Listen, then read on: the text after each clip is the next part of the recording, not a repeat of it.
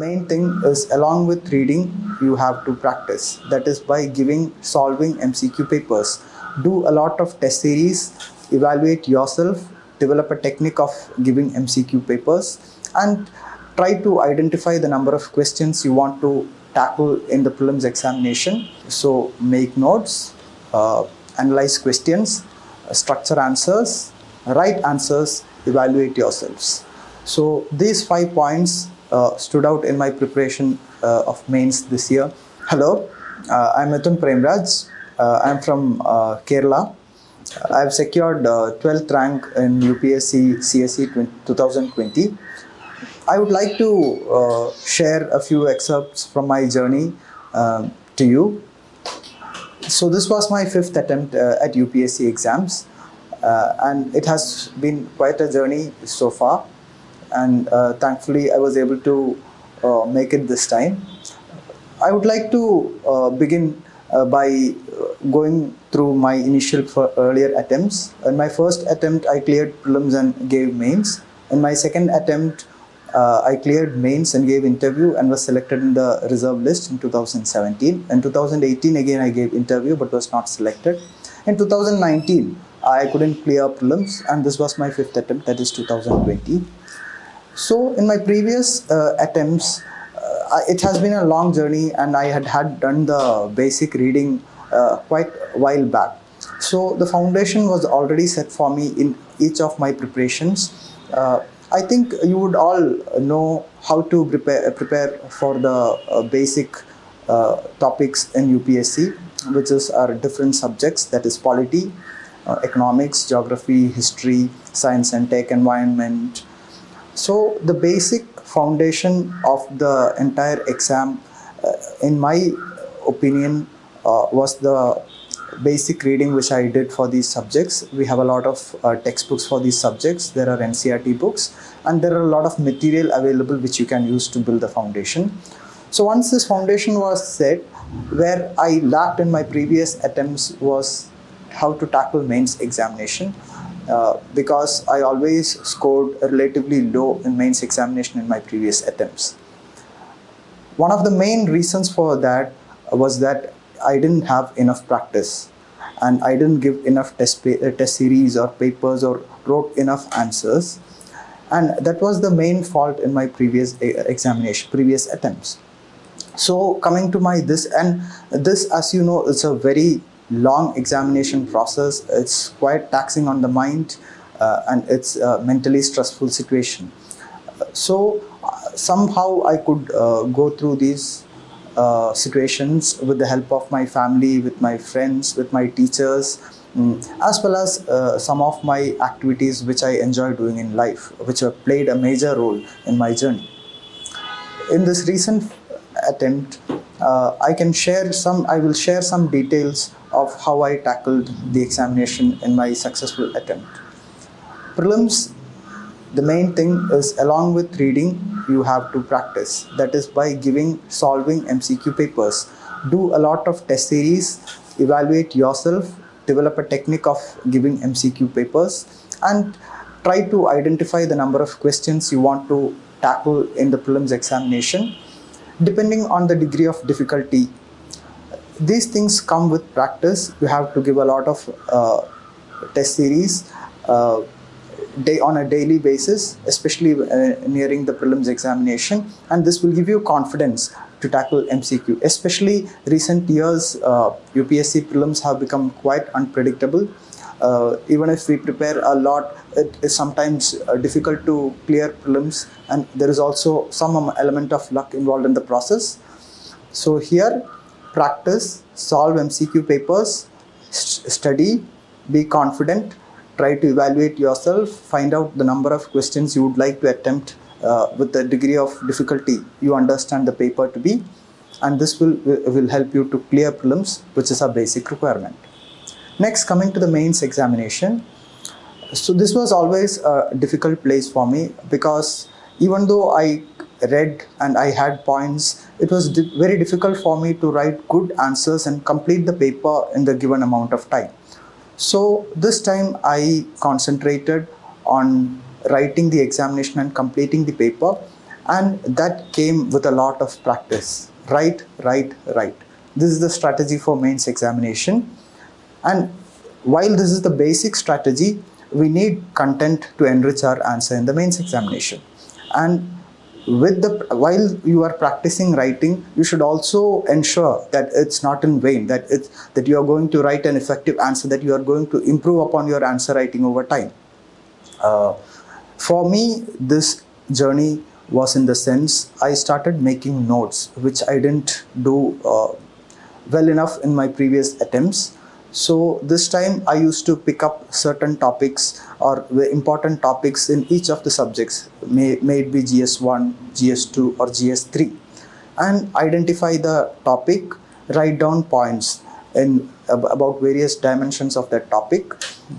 For instance, if it is farm bills, I made a note in the sense that what are the farm bills, like what are the 5 points in farm bills, in one bill, what are the 5 points of that bill, then what is the current status of that, what are the pros of this bill or policy, what are the cons of that, and how to go forward. So maybe 3 to 4 or 4 to 5 points in each of these headings.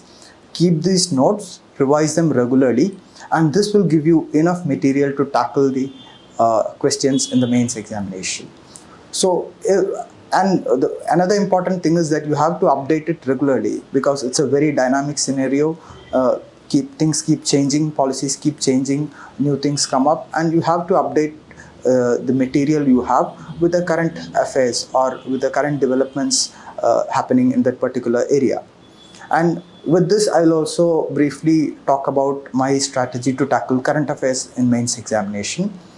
Newspaper reading is very important, and personally for me, one of the main factors or main elements in newspaper reading was the opinion page in newspapers. This helped me to understand about the issues, various dimensions of the issues involved, and various viewpoints of the issues involved. And if you read opinions from a couple of good newspapers, the Hindu, the Indian Express, this will give you enough material or enough dimensions regarding a certain topic. And this again you can use to enrich the notes which you have made earlier. So this will give you enough material to tackle the question. And next step is to and regarding current affairs, I personally relied almost 100% on the internet. There are a lot of material available, including GS Core and other institutions. So this actually I have used multiple current affairs papers and websites, which help me a lot to identify the various dimensions involved. So coming to writing an answer, mains is all about writing answers. In 3 hours you have to write for 250 marks, and you have to make very crisp, clear answers which cater to the requirements of the question. So again, first step in writing a good answer comes in analyzing the question. You have to identify the exact requirement of the question, and this comes again with practice, I would say. And so one technique I used to analyze the question was to go through a lot of questions and then try to understand it then and there. Like if I'm not writing, I'll go through a lot of questions, then try to understand the essence of the question and structure the answer in my mind. So when you do this regularly and routinely, you will come into that habit of analyzing the question and structuring the answer. This is a very good practice, I felt, and it helped me a lot. And going next step further is to write the actual answer. If you're not able to write a lot of answers, but at least if you can write 4 to 5 answers every day between the time from prelims and mains, it would be very good. It will help you to be more confident and write more clearly in a shorter time. For me personally, one of my main issues was to complete the answers. I left a lot of questions in my previous attempts. One, because I'm a slow writer, and two, because I used to think on the point at that time and write the answer. But in this attempt, the main thing I did was make notes, as I told earlier, and this helped me to think immediately, and with the practice of analyzing the questions, it combines so that we can give a good answer. And structuring the answer also, one thing I did was to evaluate myself, because I had written enough answers every day as well as test series. Beyond the marks and the advice or recommendations given by teachers and mentors, I would also try to evaluate the answers myself. Like if you have a habit of writing answers, after a while you can get a sense of how good your answer is, or whether you are able to improve upon your answers. So this is also a good practice that helped me to improve my answers over time. So make notes, analyze questions, structure answers, write answers, evaluate yourselves. So these 5 points stood out in my preparation of mains this year, and I feel it helped me to score good marks in mains. And again, another aspect I would like is the stress associated with studying for UPSC examination, such a long exam process, too much stress and too much to read. So, and I would say, take all the support you get from your family, from your friends, from your peers, and this will help you to develop a strong sense of mind and passion to study. And some activities, in my personal experience, some regular activities help me develop a good state of mind to read, to practice. It can be exercising, it can be meditation, it can be traveling, it can be listening to music. These things I feel is quite important, because the exam is so stressful, and you have to tackle or tame the examination process itself. Other than the examination process itself, I feel taming that would actually improve our ability or our efficiency in that examination process. And read with enthusiasm, put your mind to it. More than the hours that I read, I focused on giving my full during the time I prepared. Engage the mind fully, try to focus, concentrate, and make the most out of the time you are studying. It will make your reading more efficient, it will make you sharper, and you can attempt answers much more confidently and in an enjoying fashion. So I would say these are the factors which helped me in mains examination. And after the mains examination, coming to the personality test. Personality test, I feel, is one of the not easier in the sense, one of more comfortable phases of the examination for me.